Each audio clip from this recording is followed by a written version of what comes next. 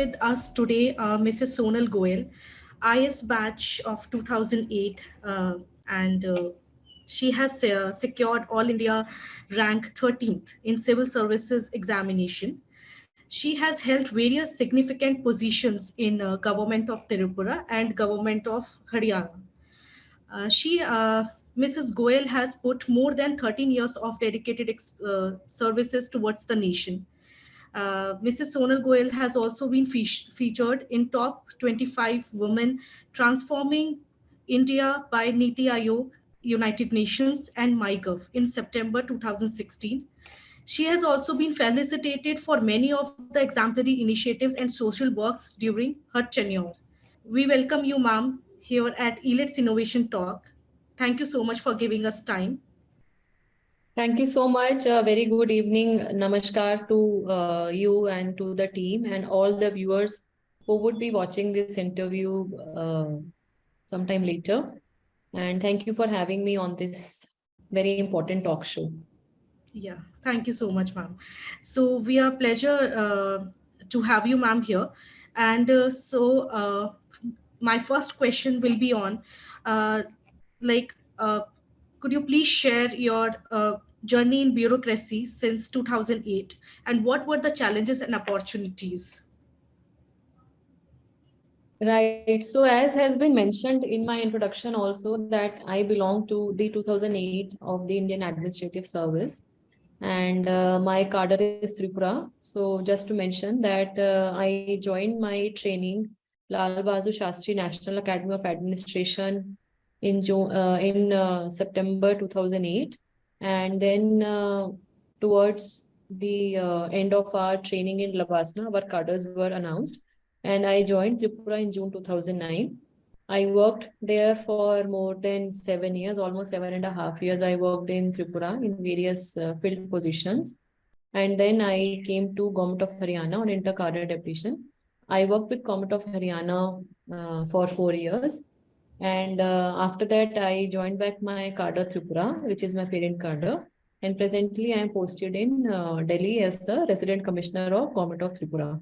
So if I talk about my journey, actually, even prior to 2008, I think the shift in my career, because I am a company secretary and an LLB by my professional qualification. So I would also like to mention very briefly about my journey into the civil services. I was actually doing my graduation in 2003 from Sri Ram College of Commerce, Delhi University. And till that time, I was having that orientation that I would be joining private sector. I would work as a corporate professional or maybe set up my own corporate legal firm, because I was also doing CS at that time. So somehow I read about civil services in one of the magazines when I was in third year of my graduation. So when I read about this, I actually felt that civil services is something in which I should at least try and attempt to get into, because I felt that it will give me an opportunity to serve to the people and society, to do something good for the nation. So it actually jolted me from inside. But then when I discussed this with my family, especially my parents, my father, so a lot of apprehensions came into their mind, because we belong to a district called Panipat in Haryana. So which had been a predominantly a patriarchy dominated society, male dominated society. So उस time में लगभग 20 साल पहले मैंने जैसे बात की कि मैं सिविल सर्विसेज में जाना चाहती हूँ, I want to try and become an officer. So they could not accept it, because a lot of apprehensions came into their mind कि civil services में selection is very unsure, it is a very tough procedure, lakhs of aspirants appear and selection is in few hundred. Even after selection, which service you will get, which rank you will get, and after that you will get which cadre, and then how will you settle your family and your professional life. So all these apprehensions came into the minds of my parents, my family, and then they said that initially they did not agree for almost many months. But then when I kept on saying कि मुझे एक chance तो लेना है, please allow me. So then they said, okay, if you want, you appear. But then my father said that you should have a plan B in your life.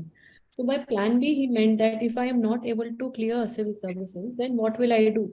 Because my professional academic qualifications should not be wasted. And he definitely he had always encouraged the economic and financial empowerment of women. So he said that okay, if you want to do, you do, but then you should have a fallback career option. So taking his advice, I completed my graduation in 2003.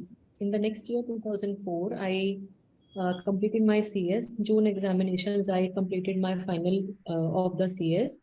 And in the same year, I took admission into LLB from Delhi University. I started law.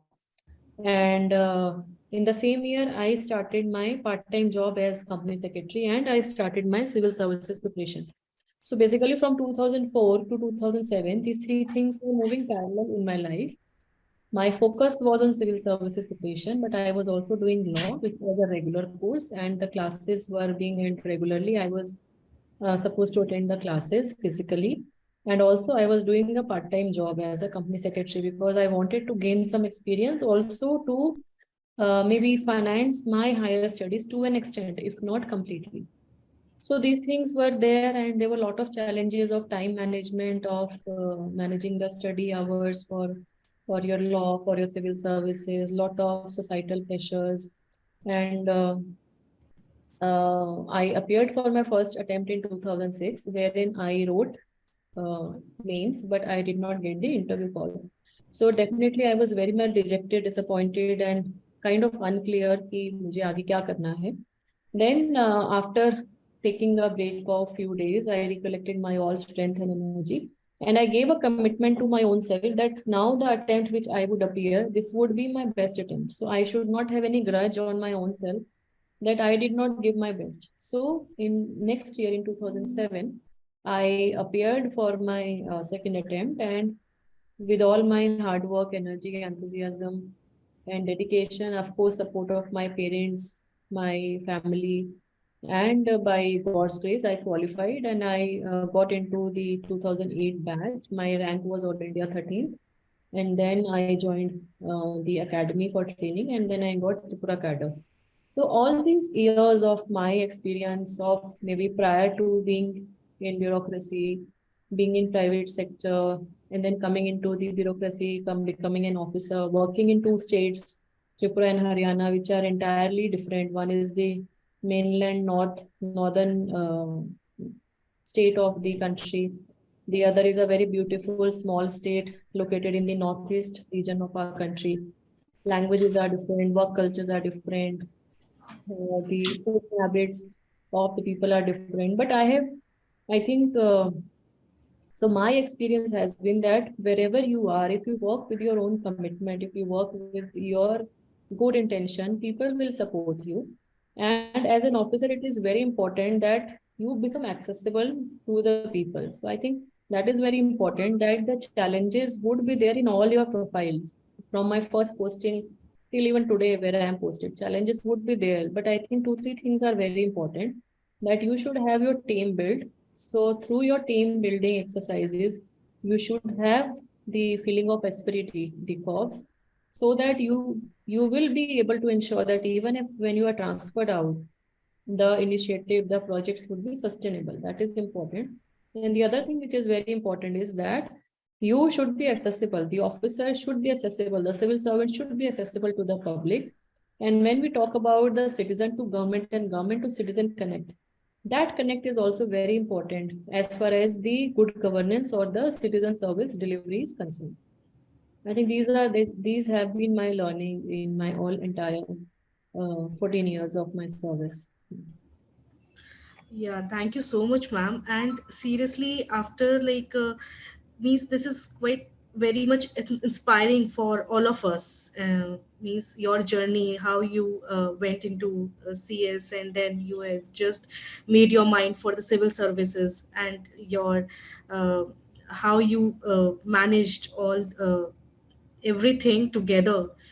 And this is really inspiring, your story, I would say. And your passion for the country is always it remains like it feels like that, as today also you are just working really hard to for the welfare of society, ma'am.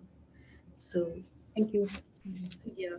So, ma'am, my next question will be, as per your current position, ma'am, as you are the resident commissioner you posted with the government of Tirupura. So, how you're just trying to ensure the overall development, how you can ensure being the resident commissioner of Tirupura, ma'am? Yeah, actually, I would just like to begin by saying that the profile of being a resident commissioner is actually different from being in the field, right? So my profile is more or less it for a general parlance, I may say that it is an embassy office of the state located in Delhi. So my major work here is to go to the Government of India, various ministries in Government of India, meet with the senior officers, attend meetings, try and get the funds released for various schemes of Government of India, which are being implemented in Tripura. And so this is very important that I uh, kind of represent the state government in Delhi. I attend to various high-profile meetings and then all these kind of, and of course, one very important profile is of the handling the VIP, VVIP protocol, the movement of senior political dignitaries, senior officials from the government, and then of course my work is also to facilitate in maybe organizing some fairs, festivals in the state, or some events of state in Delhi or in the Delhi NCR region. So all these things, treatment of patients who are coming from Tripura to Delhi for AIMS or other government hospitals, and then definitely the general upkeep and maintenance of the Tripura Bhavans. We have two Tripura Bhavans in Delhi, so the guests come from the state, so that regular upkeep and hygiene, all logistics, although all those things actually are now part of my responsibility as a resident commissioner. So I think uh, this follow up of various issues with various ministries, follow up for the release of grants of various schemes, getting the proposals submitted, utilization certificates submitted. I think these are all very important as far as state of Tripura is concerned, and I think it is a very important profile, and I try to do whatever best I can do for the state government. So there are various national level conferences, workshops in which I am given the responsibility of representing the state.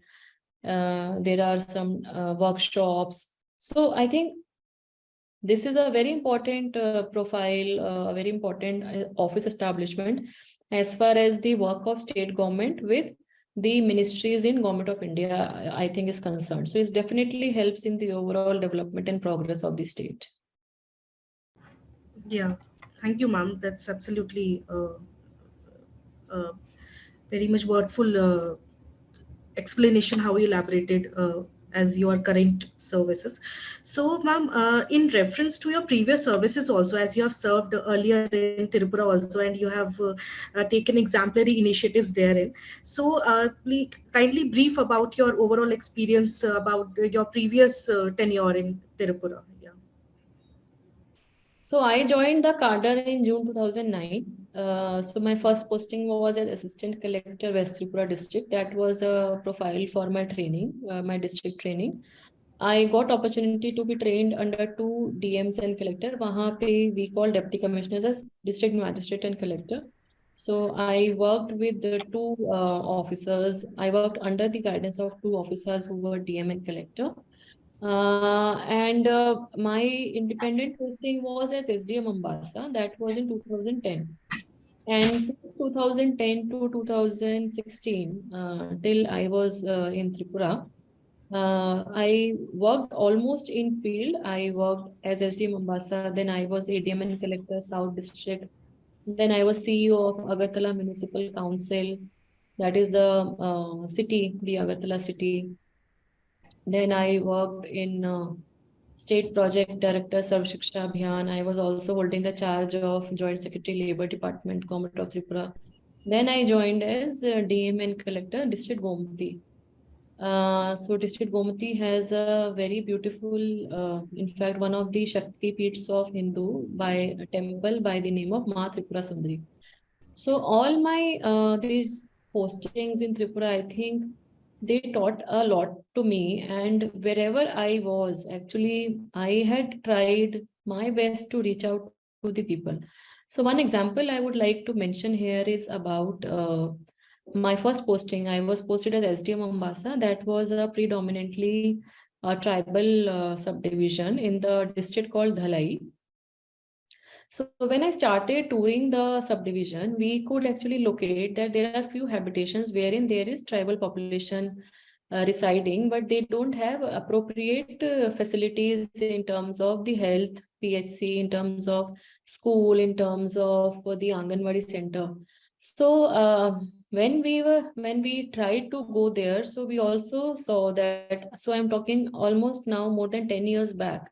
So there were some areas wherein you will have to walk down to for 5-7 kilometers one way to reach to those habitations where the people are living. So then I started touring those locations, and I made it a point that our administrative camps, our touring would be generally in those areas wherein there is absence of such facility. So there was one tribal pocket called Maldapara. So we went there and we saw that the school is not working, Anganwadi center is not working, the health PHC is not working because of the reason that the staff, the government officials who are posted there, they are not able to commute there every day because of the distant location and non-availability of motorable roads up to certain level. So then we took the help of the local BSF outpost, and they actually helped us in giving the accommodation for staying of the officials of health, Anganwadi center, school, etc., etc. And then we could actually see that in few days there was so much of improvement that the teacher, the health worker, the Anganwadi worker, they were staying at least 5 days in a week in that area, and then they would come on weekend and then go back on Monday. So at least by this experiment, what happened that the basic services which were being deprived, which were not being run properly, they were being mobilized. And then this experiment I tried in other remote areas of my subdivision. So this became very successful, and these are small, happiness, contentment, and satisfaction which you derive from your service. So this was one example of my work in my first posting, and then there have been so many such examples, and wherever I have been posted, I have tried to work for the welfare of women, children. I have tried to work in the sector of health, education, promoting sports, overall hygiene, and so many things as an officer you can do. And I think my overall experience in Tripura has been very rich. I learned Bengali there. I used to communicate with the people in Bengali, and in fact they started saying me in their local parlance Amader Me. So Amader Me is daughter of the soil. So they started thinking that I am somewhat amongst them. Maybe my education was in Kolkata or something like that. So I think as an officer it is very important to have that connect with the people, have that connect with the society, and also have your teams built. You should have your leadership quality which enables you to connect with your people and have your team spirits built. Yes, ma'am. That's wonderful to know about your experience in terrains of Tirupura. So, ma'am, so next I would like to ask in COVID-19, as it was a global pandemic, so we all have suffered a lot. So, ma'am, what were the challenges faced by you, and how you kept yourself also motivated while serving with government of Haryana? You were associated there. So when there was this COVID first wave, so during that COVID first wave, there was I was posted in Gurugram. I had two responsibilities. I was additional CO GMD, and I was CEO of the City Bus GMCBL service. So when this COVID first wave actually jolted all of us, so there were initially no clear cut procedures to be followed. And then Gurugram being a metropolitan, a big metropolitan of the entire country, in which we have migrant workers working from all across the country. We have people from Chhattisgarh, from Odisha, from Rajasthan, from Madhya Pradesh. So there was this kind of a dynamic which we had to address to, that there was this migrant population also. There were laborers who were working on a daily wage basis. There were some people who were living in the slum areas. Also, we have people in Gurugram who are highly educated and who are NRIs who are working in corporate sector. And then, of course, the people who are living in societies, the RWAs. So in Gurugram, actually, there are multiple organizations. Except district administration, we have municipal corporation, which we have police, which is a commissionerate system. We have uh, uh, we have other organizations like HSVP, GMDA. So all these organizations started working in tandem with each other, in coordination with each other. There was daily meeting, and of course our offices were more or less digital, because in GMDA and GMCBL we had e-office already implemented since long time back, since the inception. Even though they were recent organizations, but from initial times only there was this adoption of the e-office system. So that's why we didn't have major problem. But then our offices were online, our meetings were online, and we were working with minimal staff. So that was also a challenge, that your subordinate staff was not available, but then you were supposed to attend office or to deliver the most urgent requirements. And then I was also made in charge of the hospital facilities. So I was supposed to move around and see the hospitals, the bed management, because there were a lot of crises, if you remember, in terms of the hospital bed availability, oxygen, ventilators, oxygen cylinders, medicines, injections, remdesivir. So all these things there was so much of crisis, and I think this critical situation was there. And even during the COVID second wave, I was then posted in Tripura. I had joined back Tripura, and I was posted as a resident commissioner. But I think during the first wave of COVID in Gurugram, we actually tried to attempt a kind of a synergy. So wherein we actually converted the buses of GMCBL, because the city bus otherwise was lying idle. So we converted the buses into the local groceries. So we tied up with the RWAs, and we were supplying the daily essential items of ration to them, vegetables, because we were in any case encouraging people not to move out in streets, not to go to markets.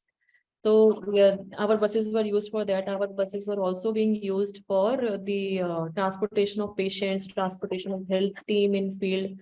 We were also using them for one bus was in fact also converted to this test facility, the COVID test facility, which was a mobile test facility.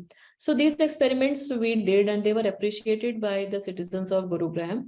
And also in GMDA, we had ICCC, the Integrated Command and Control Center, wherein we were getting the updates of, it had actually 300 cameras located in the entire city. So we were getting information about any violations in the lockdown, if people are moving out.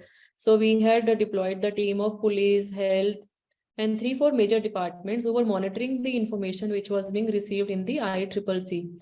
We also had an online app in which people could access the information relating to the hospitals, bed availability, what are the COVID cases, number, all those things. So I think the COVID time, both first, second wave, and of course third wave, they were so much of, I think, challenge for all of us to handle, but they also taught us the human values. I think we also saw that how people across boundaries, they have helped each other, how we have seen the SOS messages on social media, on WhatsApp groups, and how people, even without knowing each other, they were coming out and helping. In Gurugram only, we saw how many NGOs, civil society organization, individuals at their own level, they have helped feeding the migrant workers, feeding the slum people, So all these things, I think they have shown that humanity as a whole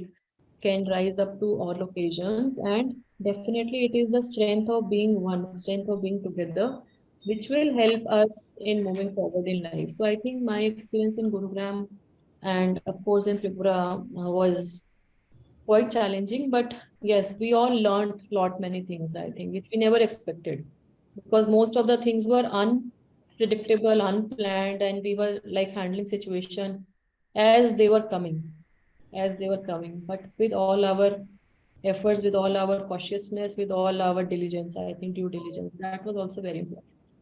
Yeah. So, next question will be, in this new normal times. Now we are very much into living into a new normal ways after just facing the pandemic. So, ma'am, what are your plannings for the overall welfare of the society?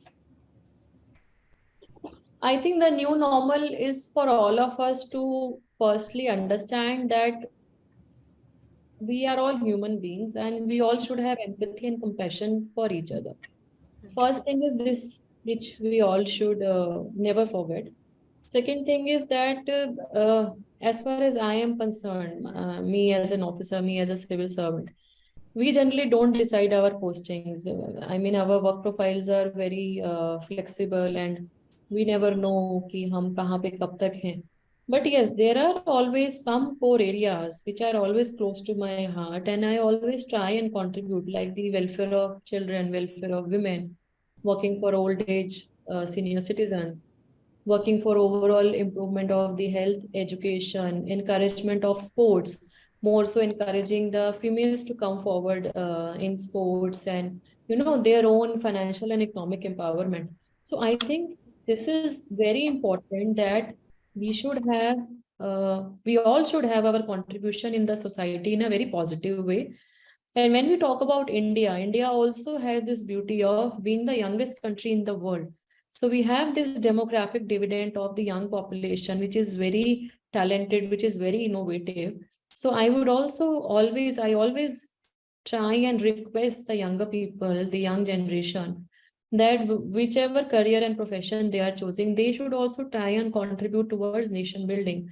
Just see people around you who might be needing your help. If you are setting up an industry, just don't work for profit. Work also for social purpose. Also for the people around you, for welfare of the people around you. So I think, and there are, yes, of course, there are various government initiatives also, government flagship programs also in the implementation of which schemes and policies. We also need the support of the citizens, like Beti Bachao Beti Padhao Abhiyan, Jal Shakti Mission, Swachhata Abhiyan, Swachh Bharat Abhiyan.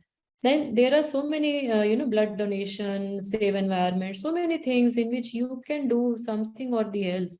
So I think it is the society's collective responsibility also to ensure that we all move collectively and our nation prospers.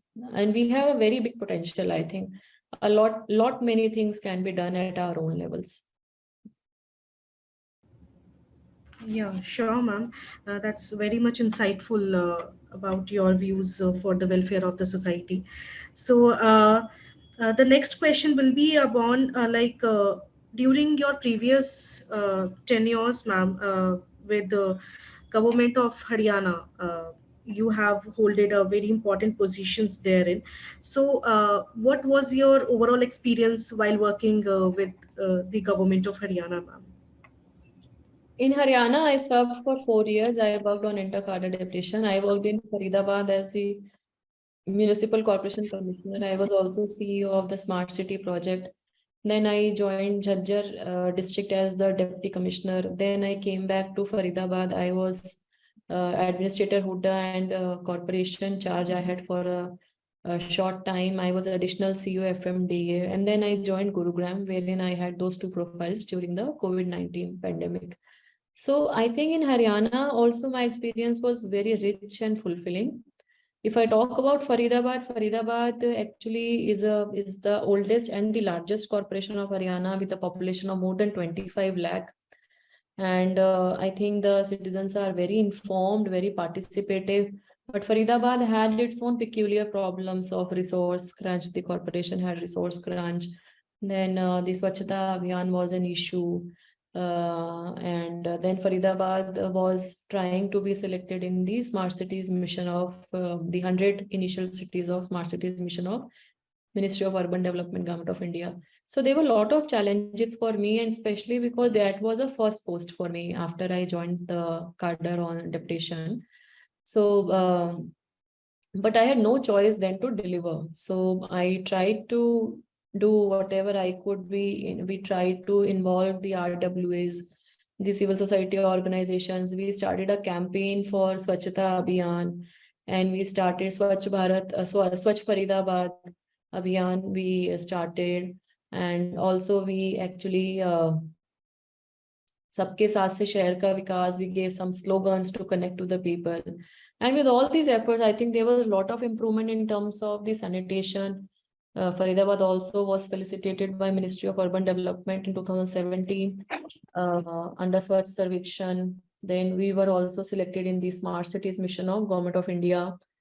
So there were a lot many things in Faridabad which we could do. And then I moved to Jhajjar. In Jhajjar, basically, it had been a patriarchy dominated mindset, society driven area. So initially I remember that they could not even accept a lady officer as their deputy commissioner.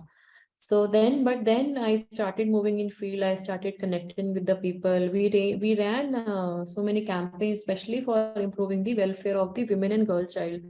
We started the campaign called Mari Lado, which was an umbrella campaign for convergence between various departments, aiming to improvise the welfare of the girl child. We started initiative called Umang Ek Pehel, which was a convergence between the National Rural Livelihood Mission, the Sarv Shiksha Abhiyan, and the WCD department, in which the sanitary napkins, which were being produced by the self-help groups under the NRLM, they were being supplied to the adolescent girls who were studying in the government schools from class 9 onwards. So when this initiative started, so we saw in few months the dropout rate of the girl children has reduced because of this issue of menstrual hygiene. There were some issue of the dropout of adolescent girls from the government schools. So then when we started this campaign, there was actually this dropout rate reduction. And then we also started one campaign for improving the safety of women in public places called Jagriti campaign in coordination with UNICEF India. So I think these small things were there. We started a campaign called Sanji Madad, which was a collaborative campaign for actually helping the needy. So we actually set up the Sanji Mata Center, in which we were requesting the people to donate anything which is usable, not the eatables, but anything which is otherwise usable, the clothes, books, shoes, whatever which they could feel that it can be used by, other people. So that Sanji Mata Center was set up in 2 locations in the district. And then I would just mention that when the Kerala floods had occurred in 2018, so from this initiative of Sanji Madad only, we could actually donate almost close to 1 crore of rupees, because that time we started this initiative for donation to the Kerala CM Relief Fund, or there was some relief fund which was set up for helping the flood victims of Kerala. So we could donate almost close to 1 crore of rupees fund from a small district called Jhajjar to the people, to help the people of Kerala. And of course, we donated a lot of materials. So I think these are small things which we as officers, and then of course, in my next posting in Faridabad and Gurgaon, that was basically an urban profile. So there are so many things which you can do, and you actually want to do many things, but sometimes it also happens that you don't have resources, you don't have time, you don't have finances for that. So I think it is also the support of the people which also helps you. That is also, I think, very important for an officer, for a civil servant. Yeah. So, as you have mentioned just now, ma'am, that you have taken many of the exemplary initiatives for the women empowerment and girl child education. So that's really wonderful to know that you have uh, just just given time and you have thought a lot about this. So that always encourage the women and the girl child today that they can shine. So ma'am, any of other of the incidences or any of other initiatives you would like to mention regarding women empowerment and the girl child education, any of your. I think I have covered in Haryana, I mentioned about some of the initiatives in general. Similar initiatives I had taken when I was in Tripura, specifically when I was DM and Collector of District Gomti. Therein, we had taken initiative called Nandini, which was also a kind of a convergence activity between all the departments, Panchayat department, education department, rural livelihood department. So all those projects, we were training ASHA workers, we were felicitating the booth level workers, we were felicitating, the female champions who did good work in sports, in academics. So I think these are initiatives, small initiatives which we can do, and even now I try to promote the cause of the women welfare. So like this year and in fact last year also, through my social media platforms, I started the campaign wherein I was in fact, encouraging and requesting people to share stories of women who are doing good work. So they share the unheard stories. I named it like that, the unheard stories. So we see that there are many females, many women around us who are doing silently good work and who don't get recognized anywhere, or they don't get appreciated or felicitated. So my attempt has been to even have their stories covered in some platform, in some media, so that they also feel encouraged, and also other people also can derive inspiration from their life journey, from their stories, that how they are helping each other, so why can't we do? So these initiatives have been there. So I remember that there was one incident of a lady who unfortunately lost her husband, and then earlier she was a housewife. Then after the death of her husband, she learned this tailoring, and then through tailoring she started earning some money, and then just to help and maybe train the other girls of her area, she set up a small silai center at her own residence. And this center was set up by kind of donation by somebody donated her, I think, 3 or 4 swing machines. So those center, then I mean, she not only was running her own family, supporting her own kids, but also she was also training the other girls who were in the similar situation, circumstances, or who wanted to learn tailoring so that they can become financially independent. So these are small, stories which we should definitely try and bring at state and national platforms. And I think for women, for females, a lot more still needs to be done, because we have so many young girls who want to do a lot more in their life, but maybe they don't have adequate knowledge, they don't have adequate resources, they don't have equal access to resources, they may not have that education. So all these things matter, all these things really matter, and as a society, lot many things are being done, but I truly feel that lot many things still need to be done. Yeah, that's I completely agree with you, ma'am. But that's quite impressive that how well, through social media you can influence about the stories, and you are being the influencer. And as civil servant, it's very much enlightening to know about how you are doing about the various for the societies and various subjects you are working on. So my next question is just on, ma'am, as internet, if we say social media is need of the hour nowadays, if we say. So as senior is officer, how you are trying to contribute for society's welfare and to inspire countries youth especially, um, because especially I would say about the IS aspirants through social media platforms. So I would say that I have quite reasonable existence on social media. So on all my platforms like the Facebook page, Instagram, YouTube channel, and then my Twitter account, and of course LinkedIn and Co, and my own website also. So always I try to share positive things. I always try to inspire people. And my aim of using social media is to help, is to have that positivity in the society.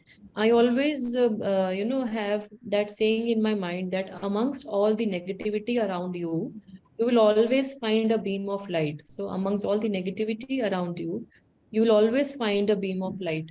So I always try to have the positive things being reflected on social media, inspiring stories.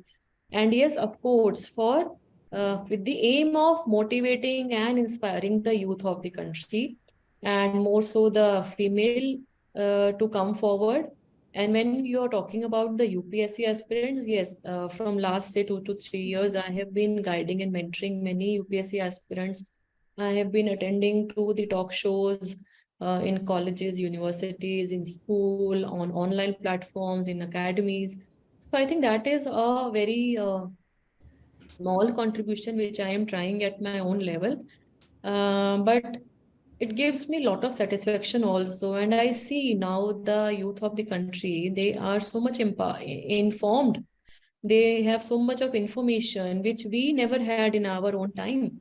So they already have so much of information. So it sometimes becomes a challenge also for me to, tell them something new which they are not aware of, or to guide them, to motivate them. So in that process, I also learn. So I think my advice to all the young people out here is that use social media very responsibly, post everything with caution, with verification. And now we are seeing so many hate campaigns, so much negativity, so many fake propagandas. Try and not to become part of that. It is not our duty to do that. If you come across any information, if you read any information, you should verify it first and then only post at your own handles. That is very important, to be responsible for what you are writing, for what you are sharing. So I think social media is very important, but at the same time it acts like a double-edged sword. It may also lead to sharing of